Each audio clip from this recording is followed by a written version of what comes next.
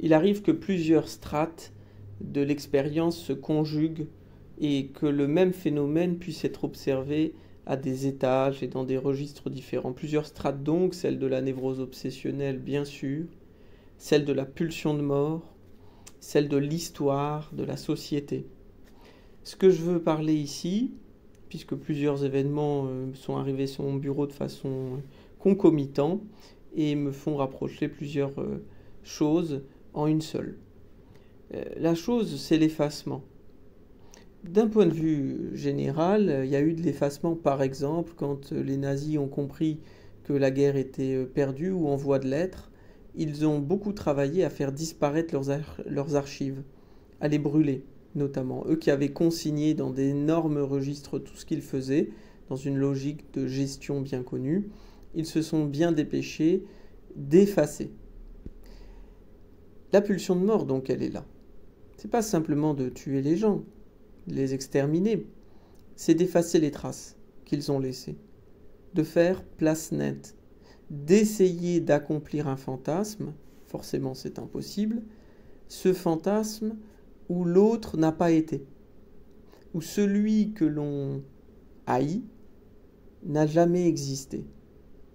Curieuse façon de vouloir aboutir, réussir sa haine, manque de peau, la haine persiste même au-delà des traces qu'on aura tenté d'effacer. Logique bien connue des enquêteurs dans des cas d'homicide aussi, à quel point le meurtrier essaie de faire disparaître toutes les traces de sa haine. Cet effacement nous renvoie aussi à celui de l'obsessionnel. L'obsessionnel, dans cette névrose, a une manière bien à lui de considérer les noms propres. À la fois il le cherche, tente à faire émerger un nom parfait. Exemple, dans beaucoup de rituels obsessionnels, la personne, le patient, disons même le malade, parce que c'est parfois une maladie grave, la névrose obsessionnelle, essaie de trouver le signifiant parfait pour la situation. Or, celui-ci échappant toujours, il essaye de le tuer, d'effacer les traces de ce qui a été.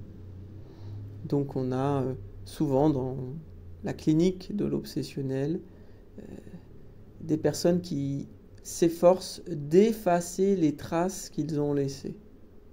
Et notamment en leur nom, pour faire disparaître leur nom. Signe qu'ils ont reçu un héritage peut-être pas assez décomplété, puisque pour eux, on peut dire d'une manière symbolique que la mort du père n'a pas été intégrée. Il est donc trop présent, trop lourd, et le moyen trouvé, c'est de détruire compulsivement le nom dont ils sont issus.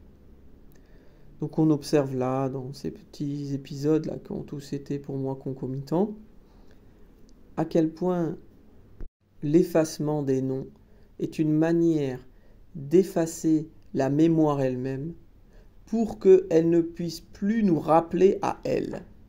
Autrement dit, que la mémoire soit purifiée des éléments pour que cela ne nous fasse plus jamais signe, pour nous rappeler qu'on a été sous, on va dire, leur présence, que ça soit le nom de famille ou que ça soit le nom d'un ennemi.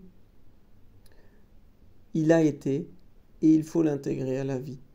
C'est bien là tout le problème de l'obsessionnel, c'est aussi tout le problème qu'a été ceux des nazis et de ceux qui ont commis des crimes. Voilà.